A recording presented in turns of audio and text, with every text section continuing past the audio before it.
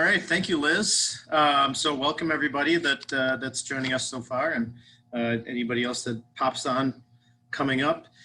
Just a couple of quick things with the questions. If you have any questions, please feel free to type those into the chat box. If it's a question that maybe needs to be answered right away while I'm going through some slides, I can answer those at that point. If it can wait, I'll just let it wait till the end. There'll be a question and answer at the end. If you want to ask a more specific question and unmute your microphone, you can. That's no problem. So without further ado, let's just get started. I'm going to share my screen here.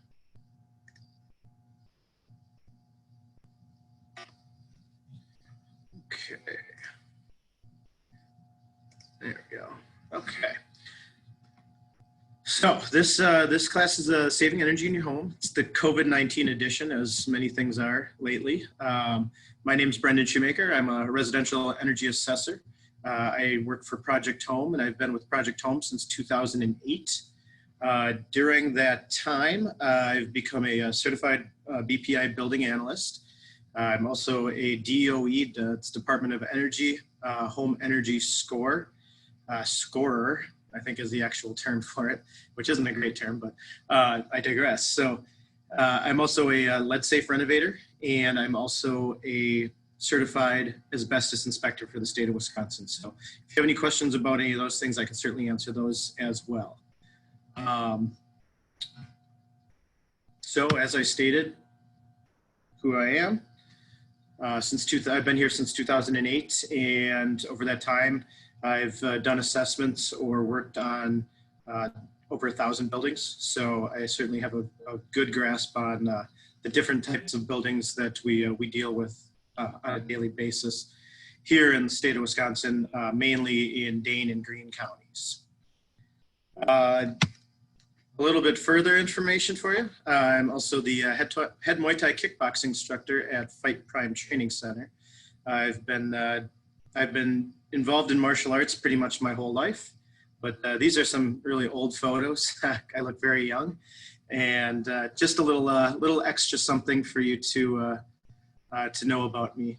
Since this is COVID-19 edition, I figure it's a good idea to just be a little more open with my background. So if you have any questions about any of that, I can answer that as well. Okay, so kind of going through here. Some of these may look familiar to you. A lot of icicles, snow on the roof, patchy areas of snow melt on the roof. All those things signal issues with your home. And the winter is a great time to find out that, well, a good time and a bad time, find out that you have issues with your home. So these are some of the things that we see a lot of in the weatherization field.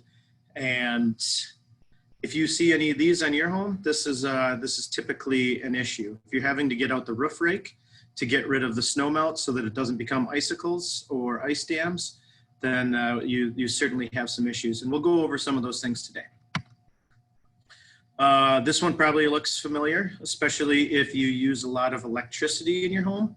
Electricity every year is going up and up and up, while natural gas tends to be staying the same. So if you're seeing higher and higher energy bills, this is a good time to think about what we can do to bring that down. So I'm gonna go through some real boring stuff. I'm gonna kind of fly through this. If you have any specific questions while I'm going through these, please type it into the chat box and questions. But this is kind of the building science portion to make sure that we're all on the same page before I go on.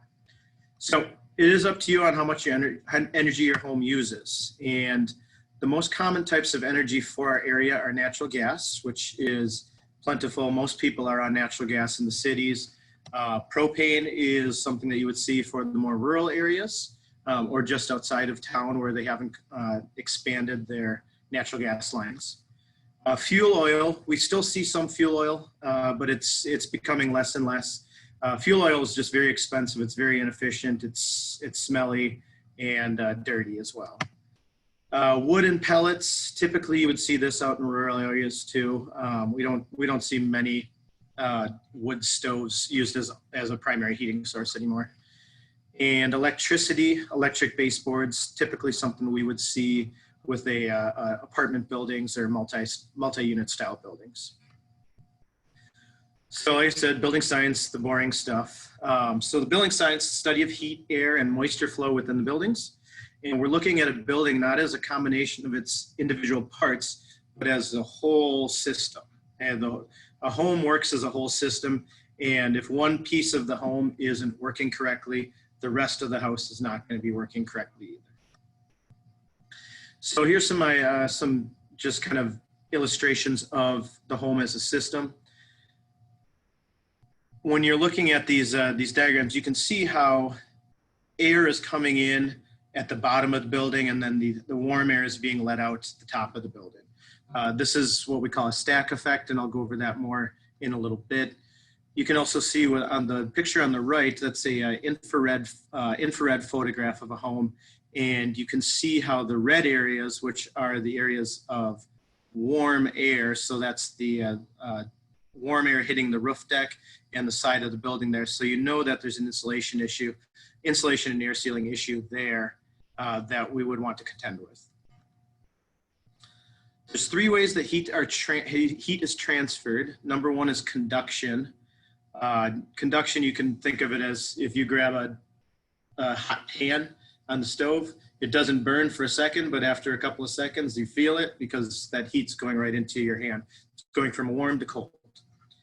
Convection is through airflow, and radiation is generally through solar gain, but also from some heating sources can create a radiative heating source as well. So stack effect, I mentioned this previously. Stack effect, if you look at this as a one-story home, so the bottom is the basement, and then the living area is the second part, or the top story there. And then you've got your roof and your attic space.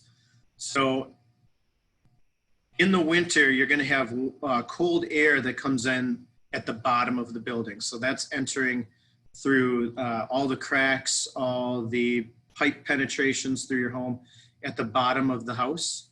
And then as it goes up, it's like a chimney, and we call that the stack effect. That warm air is going to go up because warm air does rise. It's primarily through a pressure gradient, but as it rises, it's going to find all the spots on the top side of the building for it to actually flow out. So all that air that you just took all that time to warm up for your home is now leaving the building through the top. And this is where we talk about ice damming. So ice damming is directly related to stack effect. Ice damming occurs when you have snow that's built up on the roof, and you've got warm air that comes up through the attic space, hits the roof deck, warms that roof deck to a point that you start to get trickles of water coming underneath the snowpack. And then when it gets to the soffit area, which is cold, there's a pretty much a zone where it goes from warm to cold. As soon as it hits that cold spot, it turns back into ice, and that water will start to back itself up under your shingles. As it gets more and more under the shingles, then it starts to soak through the roof decking. And then when the roof decking gets wet enough, it drops down into the attic. And as it gets through all of your insulation or whatever you have up there, it gets into the drywall. And then you start to see the staining around your edges of the home on the second story or the top story of the house. As soon as you start seeing that staining, that you know there's a water issue.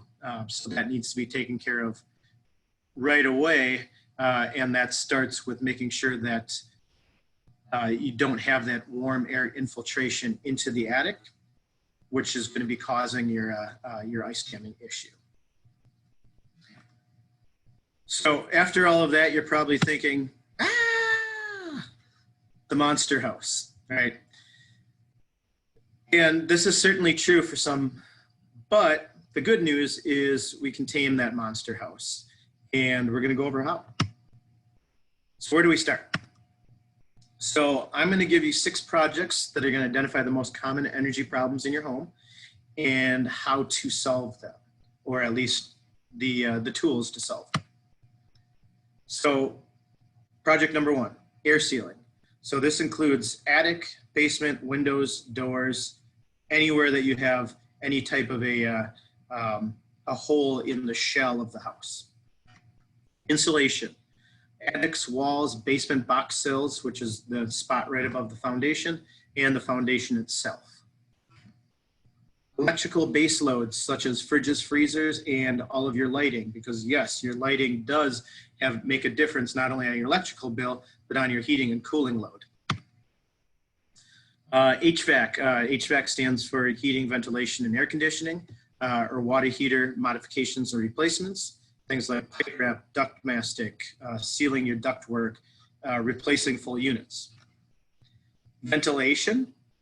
Efficient ventilation can increase the indoor air quality, and it decreases the chances of mold and other building design failures. And water saving measures, low flow toilets, low flow shower heads, faucet restrictors, anything to reduce the amount of water that you use in your home. And that includes all of those plumbing leaks that maybe you've put off for the last few years because it's only a little drip. Well, the little drip becomes a big drip more often than not. And that adds up to a big drip if you talk about it throughout a year. Okay. So first project is air sealing. Air sealing the envelope. It's one of the most important things to help ensure the longevity of the structure, but it's also one of the things that's going to make the house feel the most comfortable.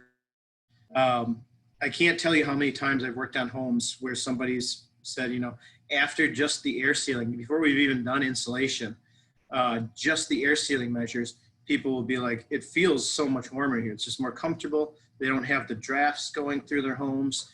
And then as soon as we put the insulation on top of that, they're like, oh man, that made such a huge difference. So, you know, little things like caulking, you know, taking some caulking around windows, anywhere that you may see cracks around the foundation, around windows, around doors. All those things are going to be good for air sealing. Up in the attic, you can see in these pictures, you know, we do a really good job of making sure that we foam any penetrations, especially on the framing, all the way through the attic before we do any other insulation work. And then that last picture is above the foundation. Those are the box sills. So that's using a two-part foam to insulate that area, but it also air seals at the same time. So best practice for air sealing is start at the top, up in the attic, and work your way down to the basement.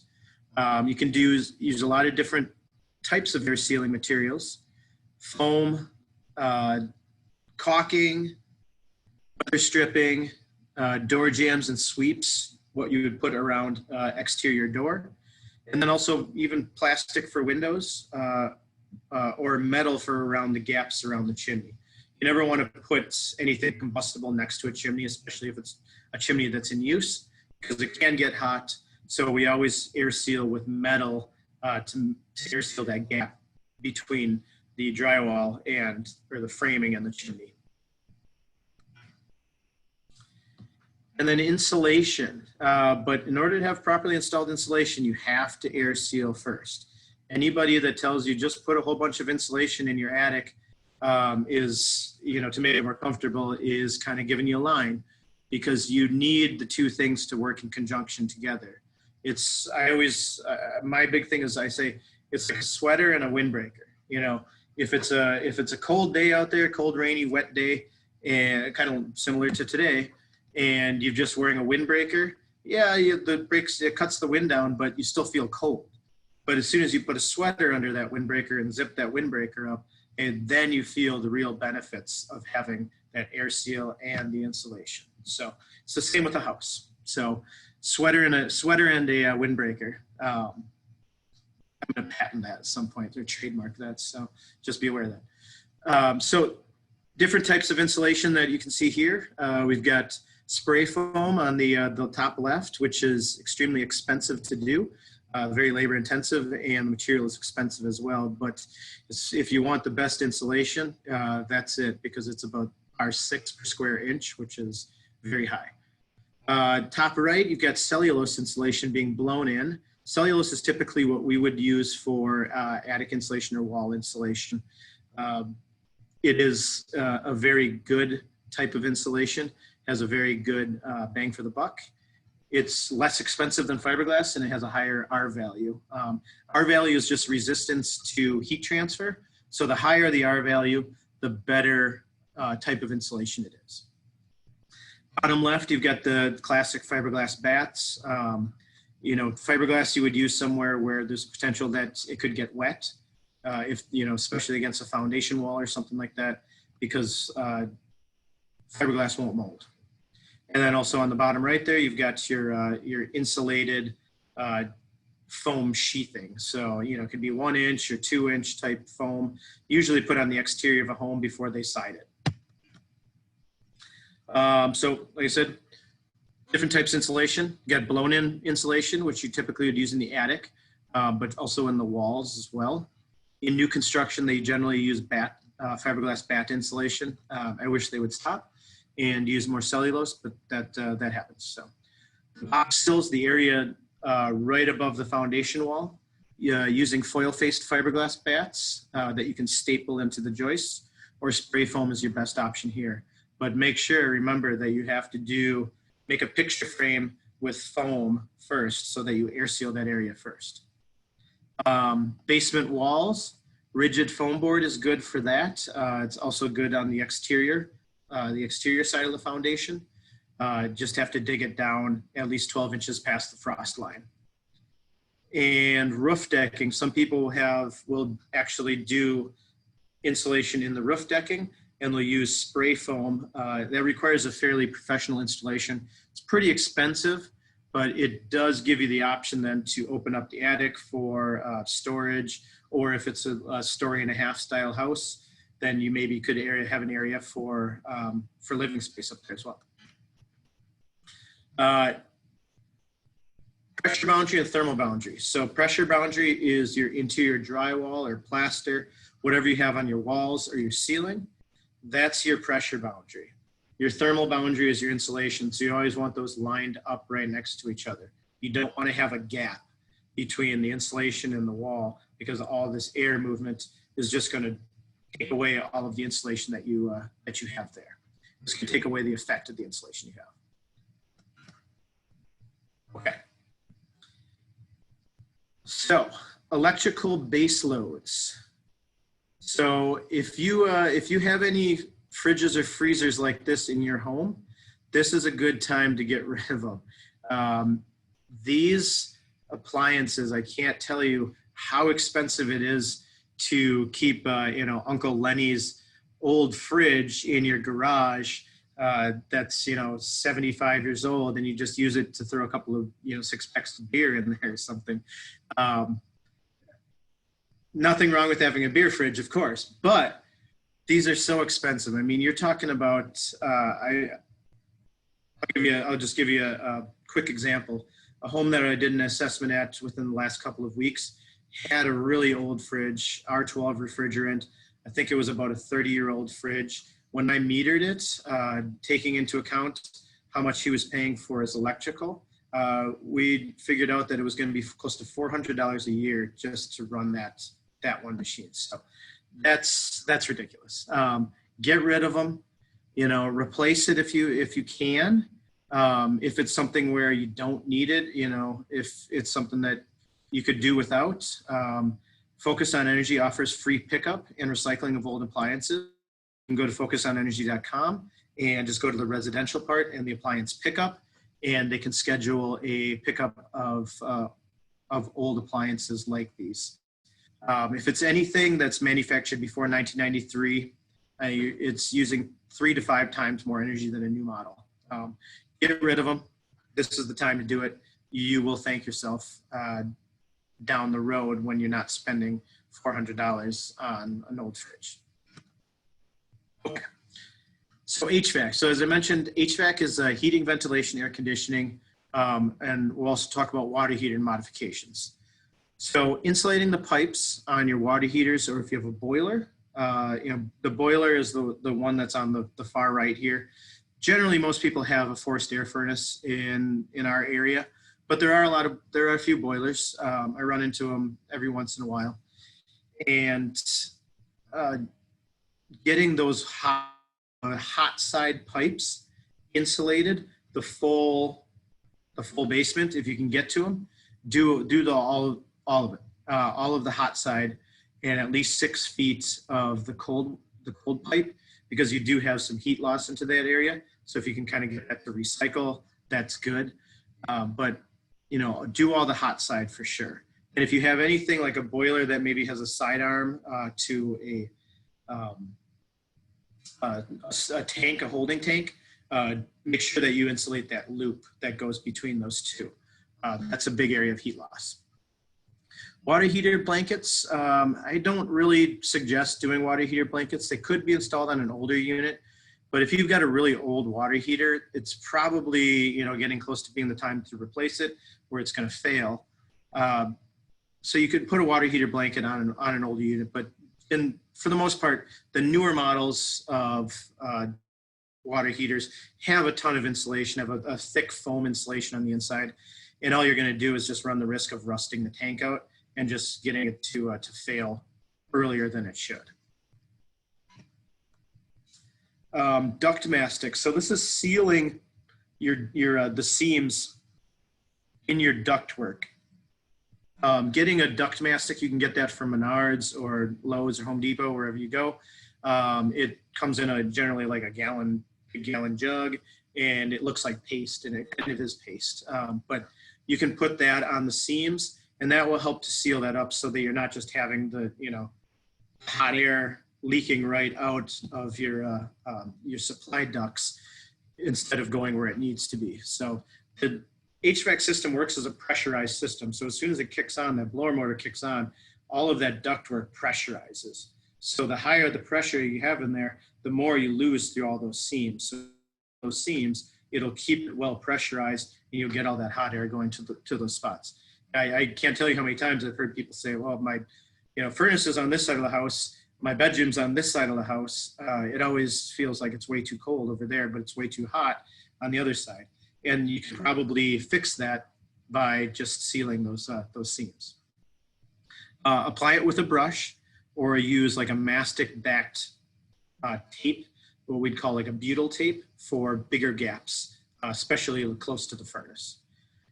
And if you have any crawl spaces, make sure that you seal the ductwork and insulate it if you've got ductwork going through those cold crawl spaces. It's something, these are all things that you can find. You can get tips and tricks on YouTube if you want to tackle it yourself, or you can always hire a contractor to do this as well. If your furnace or water heater is old, 20 plus years, that's about max life for most things now. Might be thinking about installing a new unit. So high efficiency furnace, 93 to 96% can save you a big chunk of money over the old 80%ers, the mid efficiencies as we call them.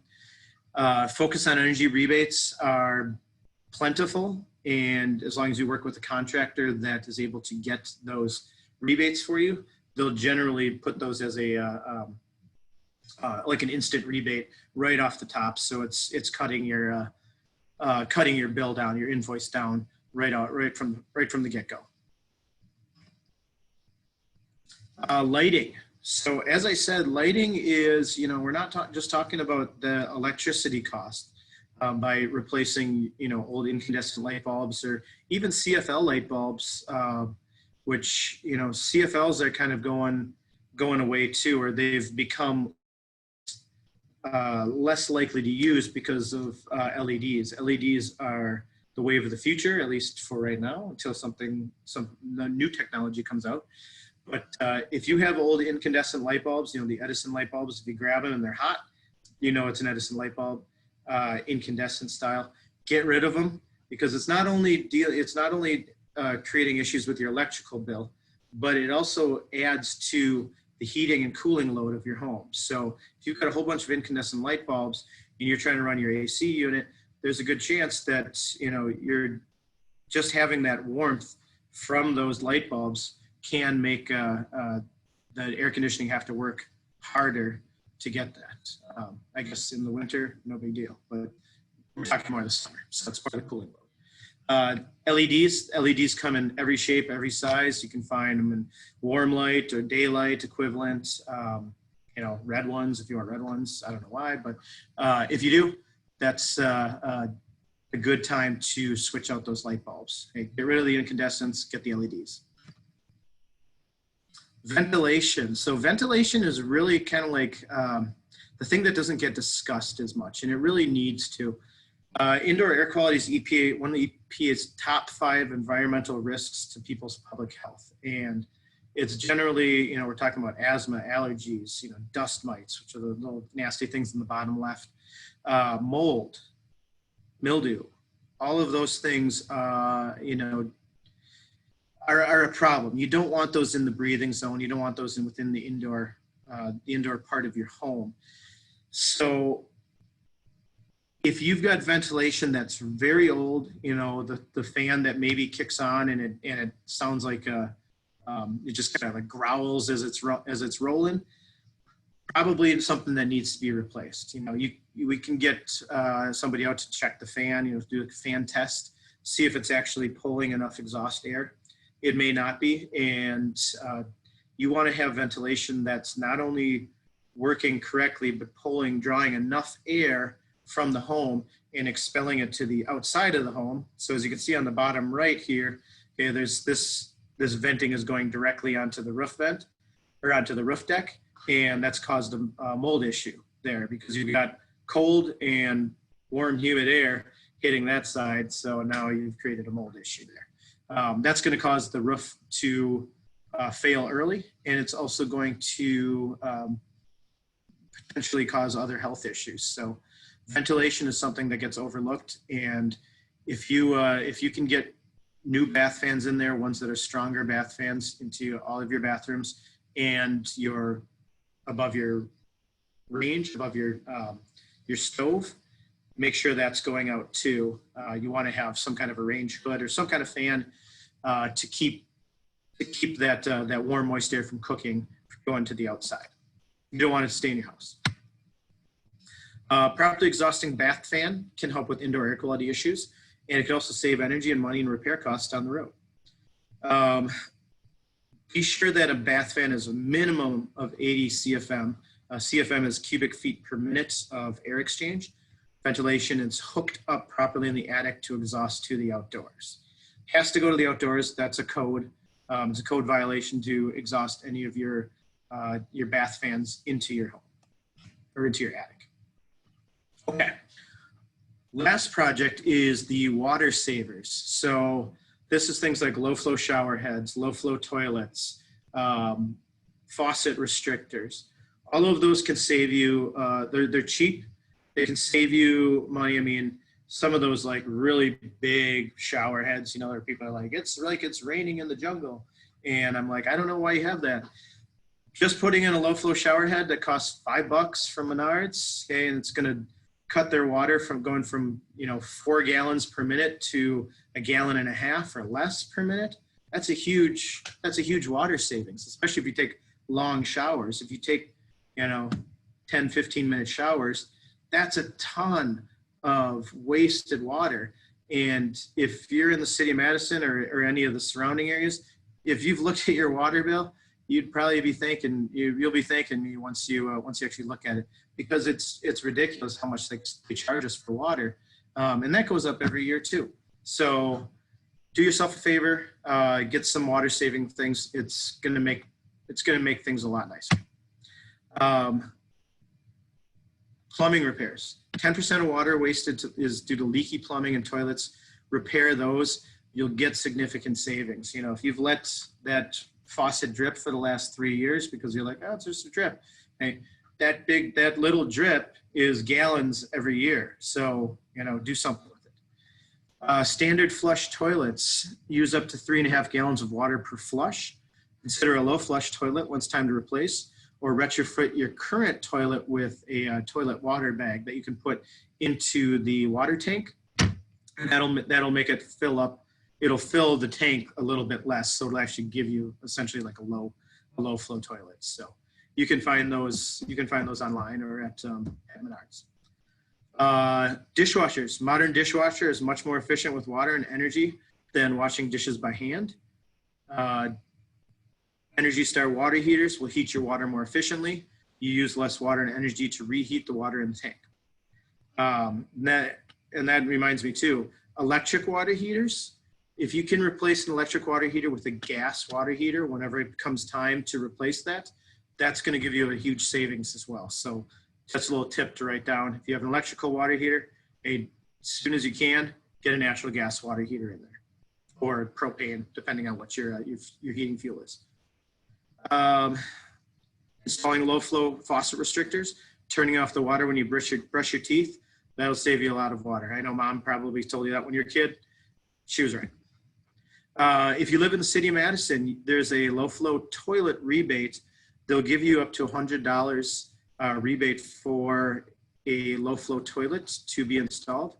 And if you go onto the City of Madison website, cityofmadison.com/water/sustainability/toilet-rebate, you can see all of the different toilets that are applicable. All of the Kohler ones are, there's a list of like 300 toilets on there. They're all, you can get the rebate for all of those. I think most of them are probably in that like $150 range. So, an extra $100 to replace. So it costs $50 to replace a toilet. That's going to save you water. Why not? It should pay for itself. Windows and doors. So this is a one that gets tricky. Most homes I go into, the first thing that somebody says when I walk in the door and I say, tell me what the issues are, they say windows and doors. Okay. Now, windows and doors are a crucial parts of the exterior shell of the home. Absolutely. But they're very expensive. Talking $30 to $80, possibly more. When I made these slides about 5 years ago, it's probably gone up there. So $800 to $1,200 a window, just for one. That's how expensive the new windows are. The material is not that expensive, moderately expensive, but the amount of labor that has to get put into them, especially if they have to reframe or resash or reseal a window, if you have anything that's been rotting, all of that's going to add up, and you're talking about possibly very, very expensive window replacements. So when people are like, oh, if I were just replace all my windows, my house will feel better. Don't believe that hype. Okay, that isn't necessarily the truth. There's simple repairs that you can do on windows. New storm windows, you can do glass or glazing replacements if you have like a broken window or the glazing on the window has started to deteriorate. Hey, all of those things can get reglazed. And again, all of this stuff can be found on YouTube. YouTube is an awesome resource. Find literally everything about any of these projects on YouTube. I use it all the time. I suggest you do as well. People that put the plastic on the windows, they're not crazy. They're actually doing a good thing. It makes that feel a lot better. You won't get that draft through the window if you have older windows that might come through, or with air that might come through. So whenever you hear someone say, you can save up to 40, 50, 60% of energy costs by replacing all of your windows, they're just trying to sell you windows. Okay. So how do we get started? So most of these are weekend projects, don't cost a whole lot, but will create good energy savings. Many of these resources can be found on various internet research or home improvement books, or also going to Home Depot and Lowe's. I guess I don't know what they're doing now with COVID-19, but they have those classes where they'll show you how to do certain things, like how do I finish drywall? This is how you finish drywall. Or we also have, for Project Home, we have a whole bunch of different classes throughout the year. One of the ones that we do is with our plumber, Rich, Big Rich. He'll show you how to do simple plumbing repairs. If he has to do a Zoom class this year, it'd be not great, but once we get back to in person and you can actually see all of the things that he does, it'll help you out a lot, especially with the plumbing ones. So remember to look at our website too, the projecthomewi.org, and we've got resources there, but we've also got our class list there as well. Another great idea is get an energy audit done. You can go through the Focus on Energy Home Performance with Energy Star program. You can do an energy assessment with them. There's approved contractors who will create a custom report for your home, and they'll either be able to do the work through their company, or they can provide you with different contractors that would be able to do the work. And Focus on Energy will help reduce the cost of the assessment and the work if you do the work through an approved trade ally contractor. You know, some people are just interested in having the assessment done, see what's wrong, and then get their own contractor.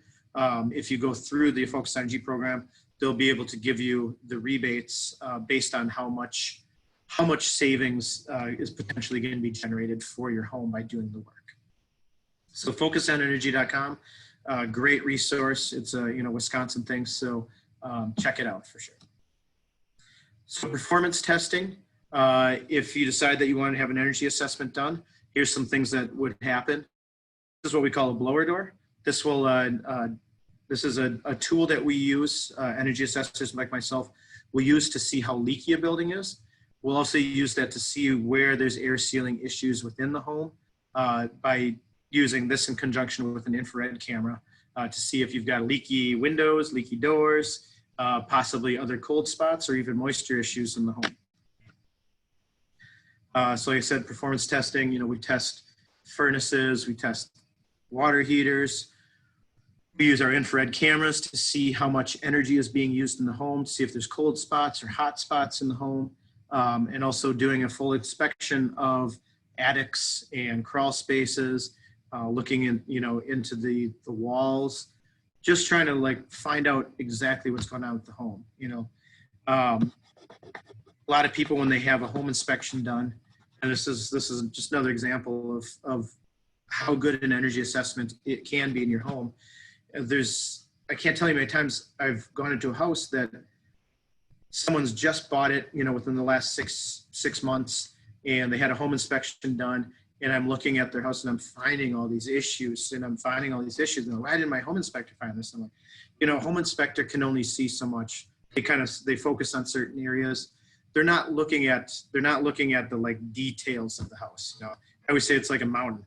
Okay? The home inspector is in the plane circling the mountain, and they're getting a best idea there. The energy assessor is the one that's taking the backpack and climbing the whole mountain, so they can see every little piece of the home. Energy assessment can uncover a lot of issues with your house, health and safety issues. Hopefully not too many, and instead they're just be able to focus on how to save you energy and make the house more comfortable. A few resources and incentives. So like I said, our website is a great one.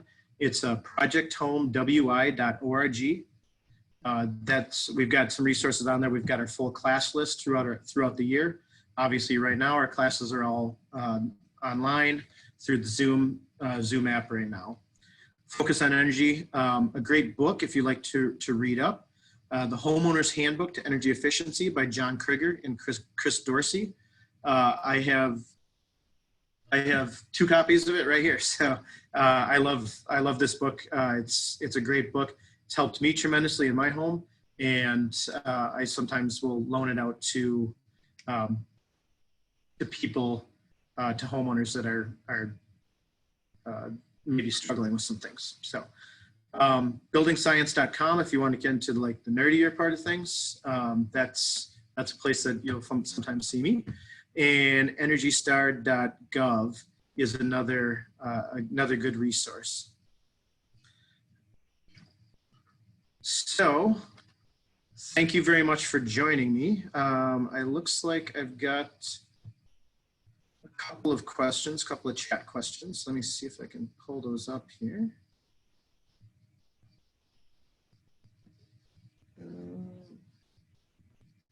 There we go. Well, I had it there for a second.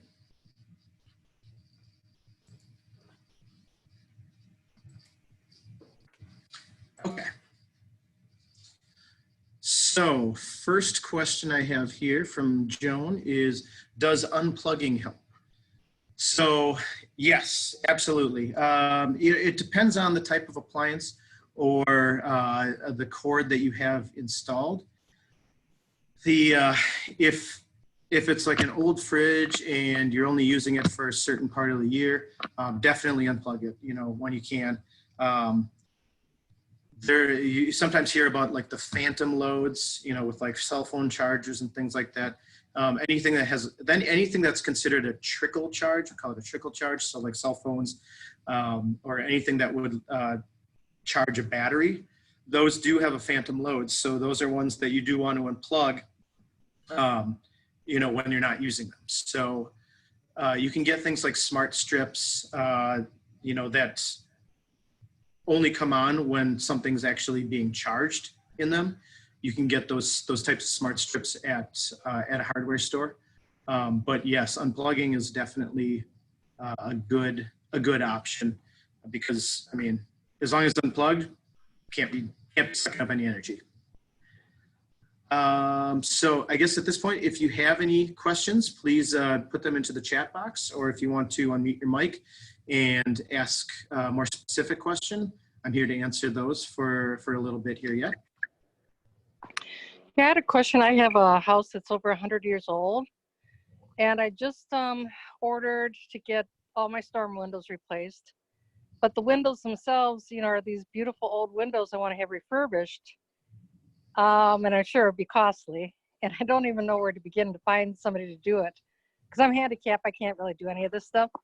So is there a good contractor out there that does that kind of thing and make the windows really efficient again? Or well, there's a couple of things with that.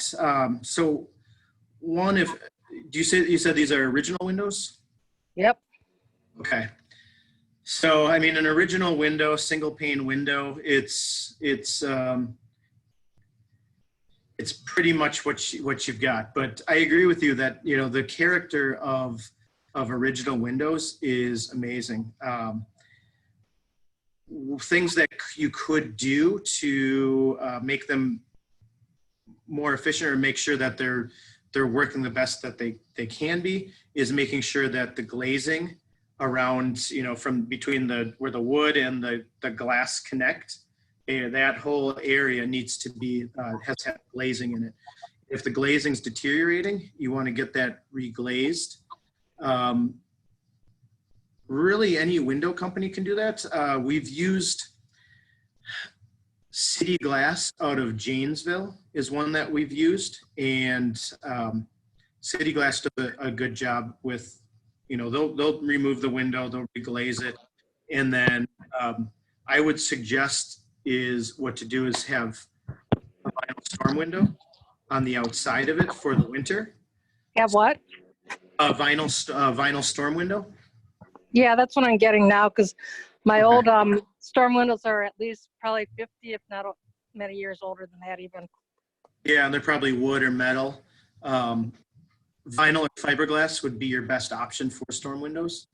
That would be the frame, and obviously the storm window would be like a plexiglass or a plastic style glass. So that's probably your best option. And like I said, City Glass out of Janesville is a good option. They've done a lot of work for us through the years, so you could try them. You could also try Martin Glass if you're in the city of Madison. They're right down on Atwood Avenue.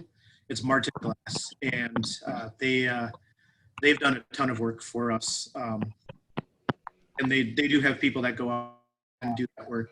And they're probably one of the more old school glass companies in the area, so that might be a good place to check. And that was Martin, M-A-R-T-I-N? Correct. Okay. All right, thank you. You're welcome. I have a question from Melissa. It says, any advice for very humid environments like near the water?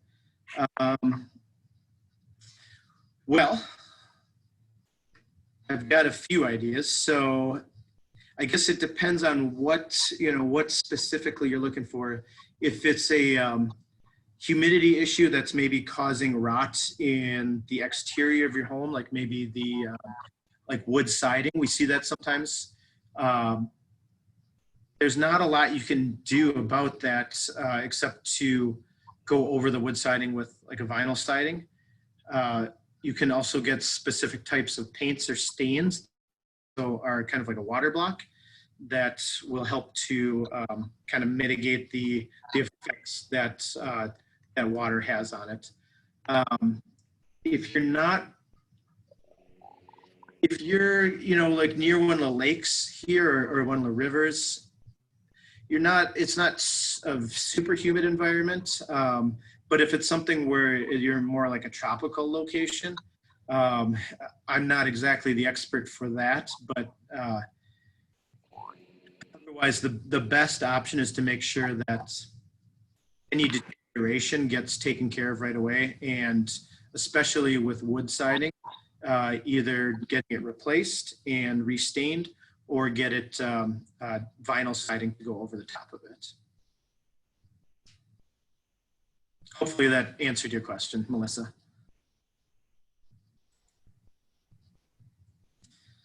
Does anyone have any other questions that you want to type in the chat box, or ask more specific question? One more question about the storm windows. I'm not replacing ones that are in the porch at this time just because of the cost, but in the windows don't really work that well. But is that suggested to replace in the porch also? I mean, I would think that would help with the energy, but is it essential? Is the porch open? Is it like a heated porch, or is it like a 3 seasons porch that has airflow to it all year long? It doesn't have heating in it, but it's enclosed, and it's already has those old storm windows in it now. Okay. So, you know. Yeah, I mean those aren't. I mean, we call that like, that would be what I'd consider like an intermediary space. So yeah, like a garage, you know, to be an intermediary space, or an attic. So because you don't have, you know, the direct, you know, ambient outside air against it, it's less needed to replace that right away. But down the road, I would say that probably would want to get that done, you know, but get the ones that are open to the outside, that are exposed to the outside, done first. And then when you can get to those, because it will help some, but not as much as it would be with the accessories. All right. Okay. Thank you. You're welcome. All right. Well, it looks like we're kind of wrapping up here. So I hope that this presentation helped you with some of the projects that maybe you're trying to tackle. If you do have any other questions about specific things, you can always reach out to us. Project Home is always a resource for everybody in the community, and you can go onto our website to get some of those resources there, or you can also call directly to our front desk, and our Project Home WI. Thank you very much, Liz. Go there, and you can also see if you may qualify for some of our other programs, like the low-income weatherization program, or some of our other programs that help with different home repair items for low to moderately income people. And then, like I said, if you want to call directly to our office and talk to somebody here, we're always available to answer those questions as well.